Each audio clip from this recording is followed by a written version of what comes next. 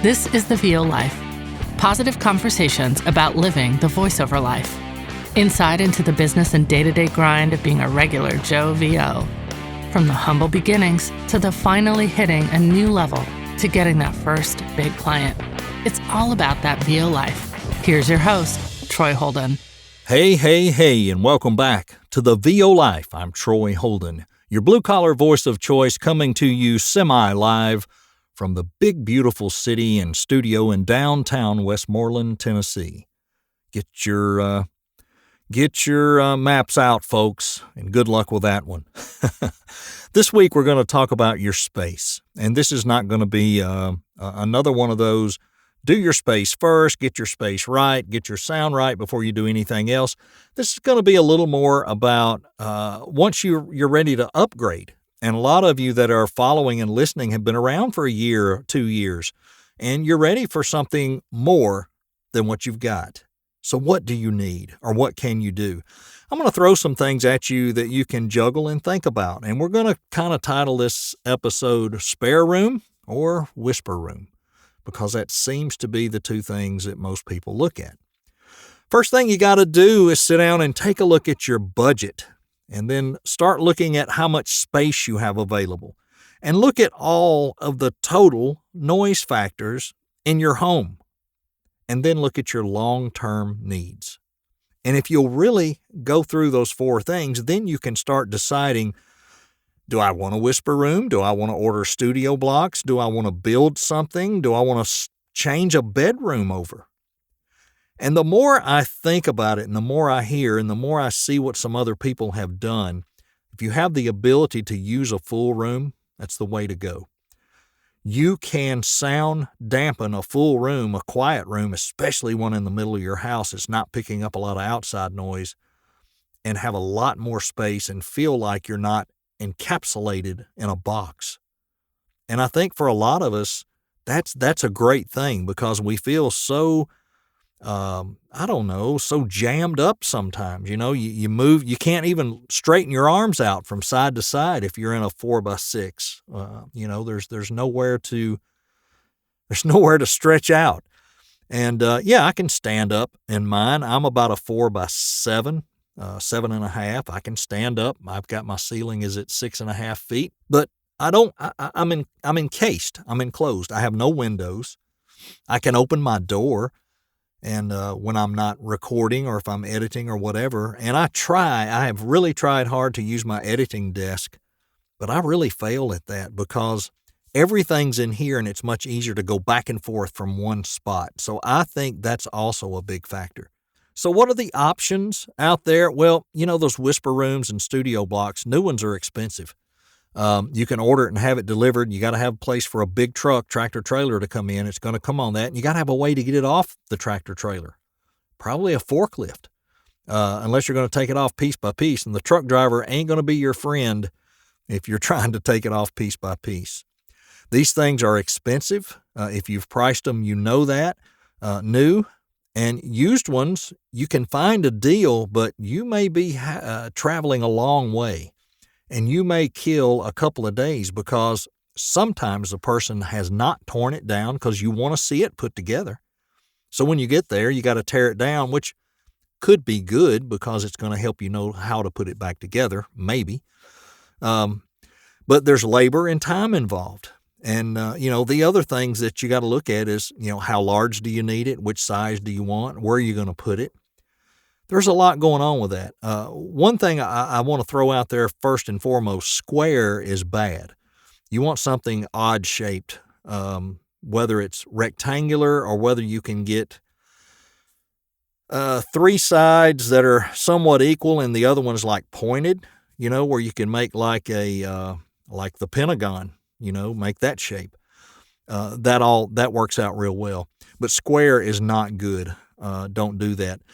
You can also slope your roof. I believe that's a help. I think that helps with the reflection and the sound. You don't have to do that, but I think you can. And if you can do that, I would encourage you to do that. And then you're going to be looking at treatment. And some people think if I go by a whisper room, what do you mean treatment? That's what it is. No, it ain't. No, it's not. No, it ain't. As we say here in Westmoreland, no, it ain't. You're going to be adding to it. You're going to be buying base traps. You're going to be buying some foam. You're going to be doing some things to it. They sell kits for them.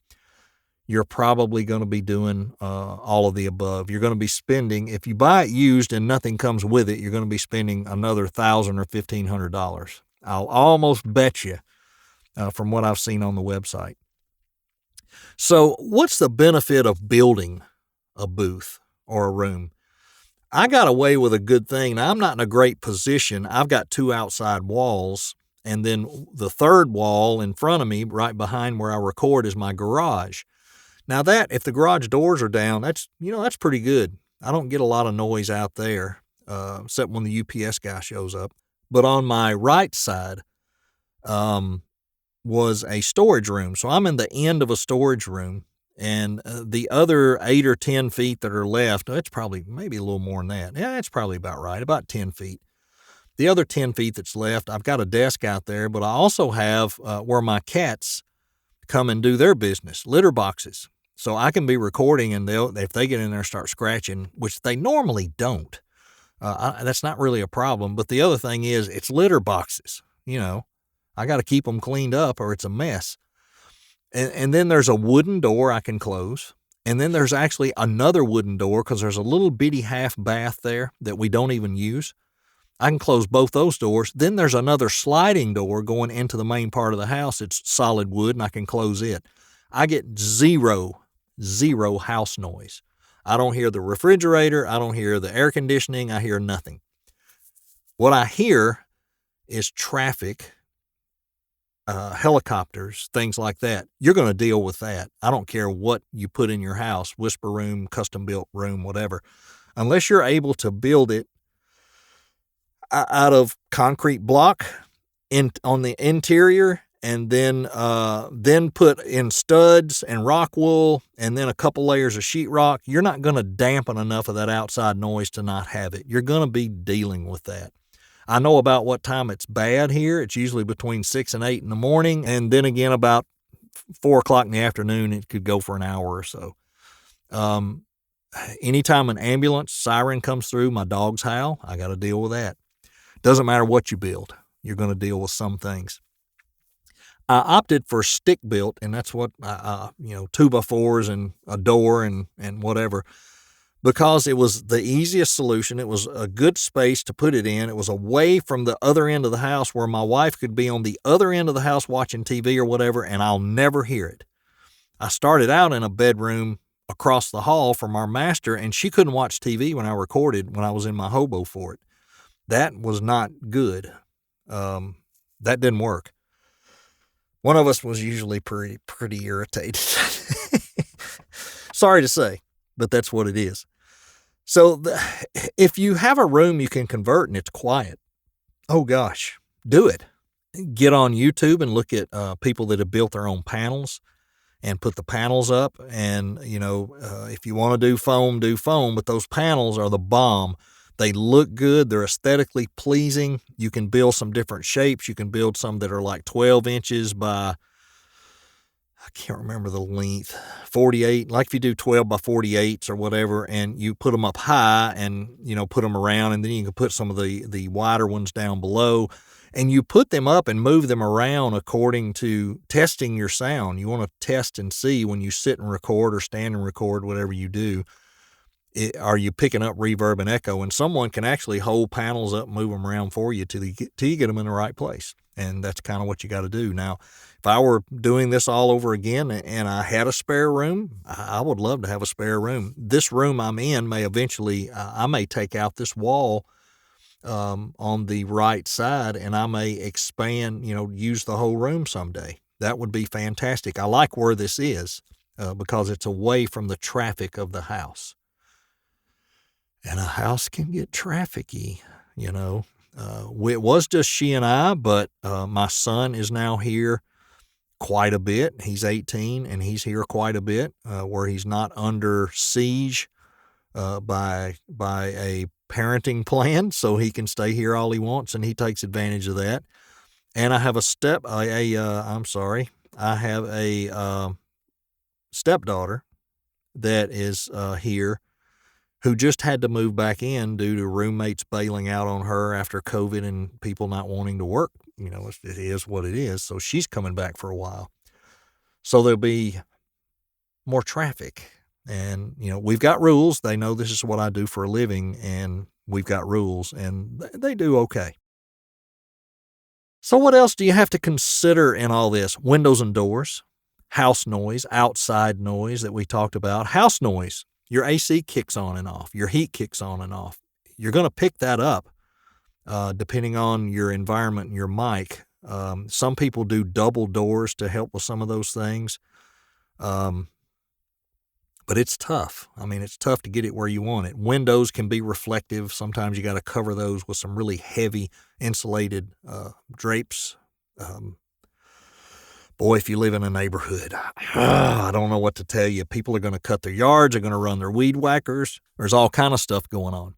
Now, I have a 30 by 30 shop that I'm considering doing the concrete block thing in. I'm thinking about it. I would have to put its own power service in there. It is actually pulling off the house right now, but I'd have to put in a 100 amp service out there to run things properly.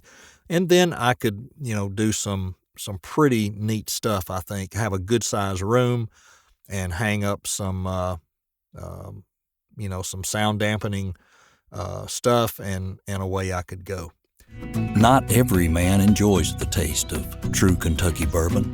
The purity in the process, the feel as it goes down, the burn. However, no man can deny the fullness of Four Roses bourbon. Now back to the VO Life with Troy Holton.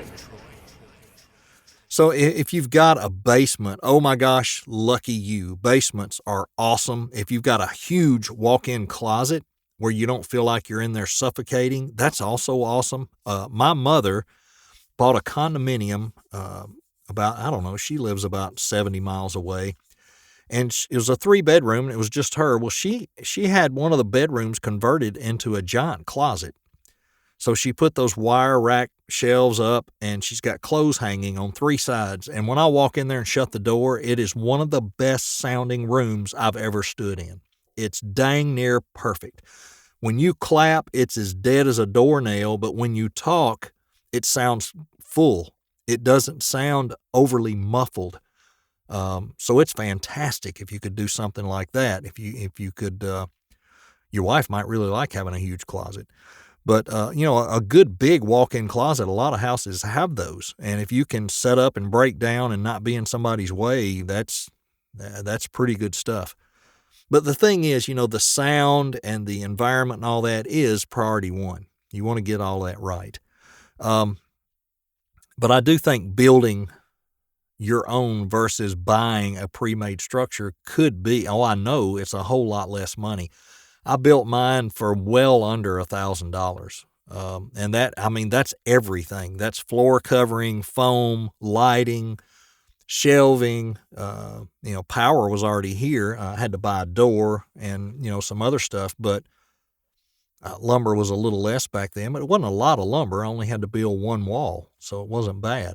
I did put a ceiling in it. I dropped it down. The ceiling was well over, 10 feet probably, and I dropped it down to 6.5. But then another thing I did was I floored that up above so I can store all my VO junk up there, all my extra stuff, and my wife can put some Christmas wreaths and things she doesn't want outside. They can go up there. So that was a win-win. So some things you want to keep in mind too, you don't want to burn up and you don't want to freeze to death. In here, I run a little portable fan heater that you buy at a hardware store or Walmart, whatever, Amazon, wherever you want to go. And I'll kick it on every now and then just to bring it where I'm not cold, because there's no vent in here. And this is a very cold area. There's only one vent down in this entire room. And it was on purpose because this was actually the back of the garage and they just walled off 7 feet to make a storage room. So it's cold. It's a concrete floor. There's concrete block, down on the bottom. And then there's a ledge, which is an awesome shelf. I love it. But it's cold. I can feel cold air rushing in around those blocks at times. It's not very well insulated. This part's not. So, and I also have to cool it. I bought a portable. There's a YouTube video out there on that I put up on my YouTube channel where I bought a portable and put in here, and it does a fantastic job. I'll cool it down, and I'll come in and record, and I'll turn it on when I edit and let it cool some more, turn it back off and record. It's a little back and forth, but it works.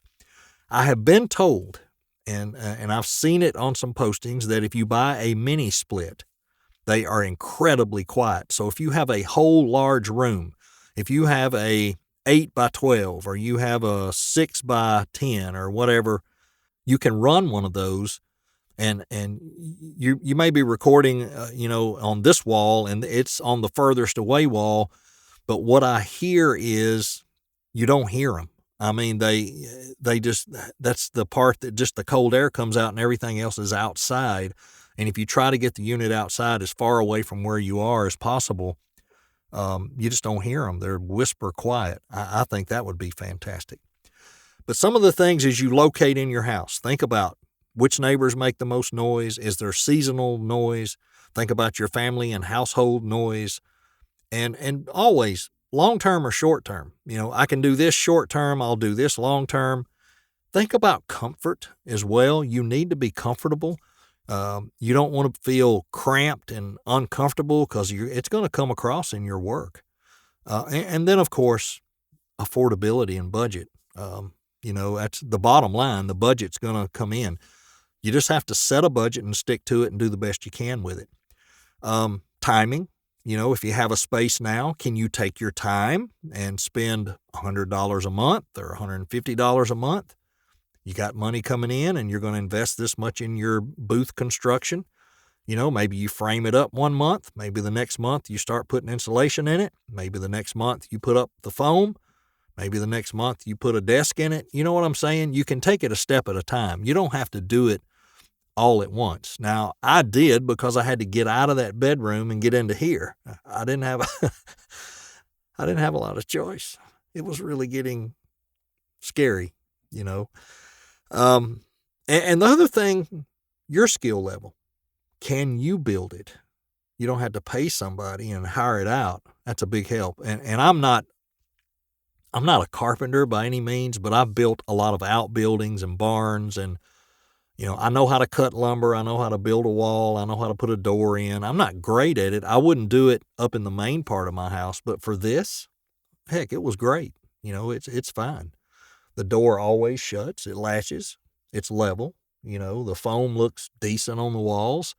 The desk is sturdy. It's fine. It's just a piece of board with rubber covering up on top for reflection, and it's sitting on, 2x4s around the wall, and it's screwed into that. It's nothing fancy. I didn't go buy a desk. It's just a shelf board, a wide 24-inch shelf board. You can do it. You can cut corners and make it work. Anyway, this may be a throwaway episode, but I wanted to put it out there because there are people that have asked, how did you get into a booth? It's, they see it on video and it looks like a really slick deal. And, yeah, it is. I really like it. I'm proud of it because I did it myself, but it was very, very reasonable. And like I said, I'm talking about everything, my mic arm, all my extra lights, the carpet I put on the floor, the sticky tiles, everything. Well under $1,000. I'm going to go out on a limb and say, if I remember correctly, and it's been a while, it's been a year and over a year and a half, year and a couple of months. If I remember correctly, about $700, I think. It might have been just a tick over that, but not much. Like I said, lumber was cheaper then. I know it's come back down a little now, but yeah, it's lumber wasn't the big part. It was more. It was a lot of foam. I bought a lot of foam, and of course I had to buy sheetrock and insulation. So I did put sheetrock on the walls. I insulated the wall that I built and insulated the ceiling, and then I had to do rock wool on the garage wall because there was nothing in that garage wall. So I had to cut the sheetrock out and stuff the rock wool down the bottom and up to the top. And then I covered that wall with the moving blankets I was using for my fort.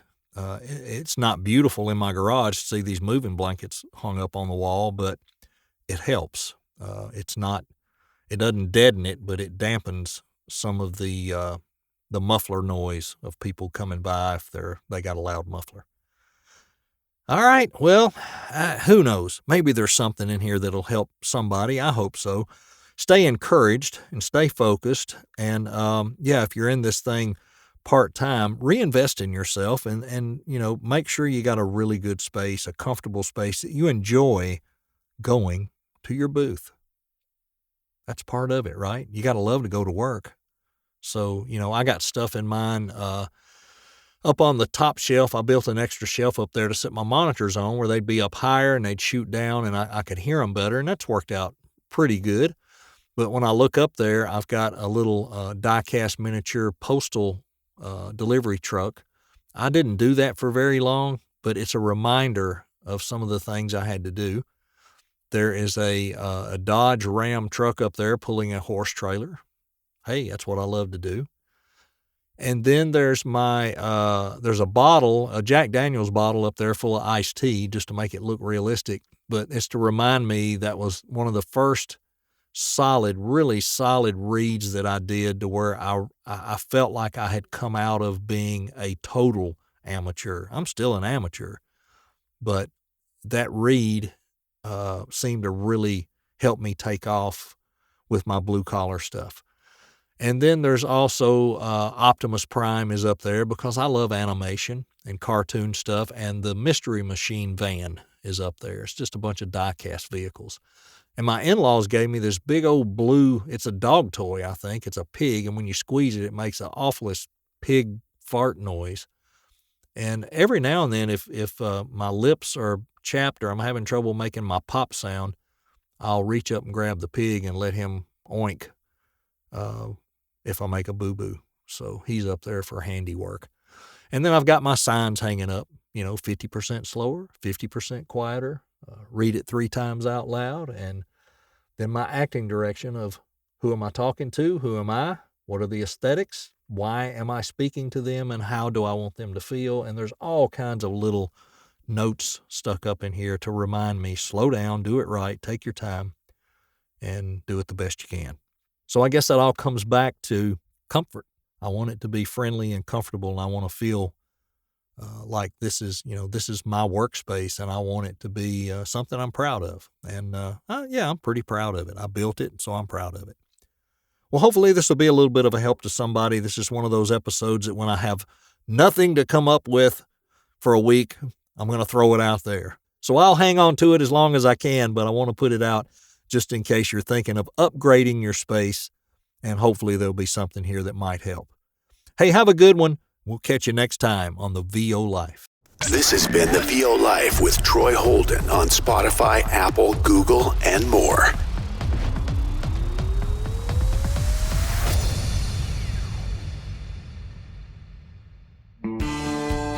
This was the VO Life. It's over. For now. Yay! Oh, aren't you all so glad?